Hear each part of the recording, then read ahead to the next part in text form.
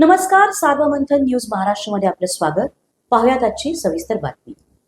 राहुरी तालुक्यातील वडनेर येथे जमिनीच्या वादातून एका शेतकरी तरुणाने जीवन संपवल्याची धक्कादायक घटना उघडकीस आली असून संपूर्ण परिसरात हळहळ व्यक्त होत आहे.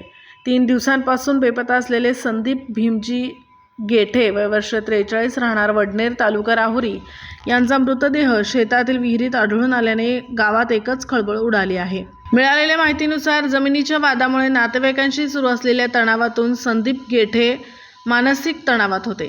गेल्या 3 दिवसांपूर्वी ते अचानक घरातून निघून गेले होते. यानंतर कुटुंबियांनी राहुरी पोलीस ठाण्यात बेपत्ता असल्याची नोंद केली होती. दरम्यान अशोक बलमे यांच्या शेतातील विहिरीत एका व्यक्तीचा मृतदेह तरंगताना आढळून आला.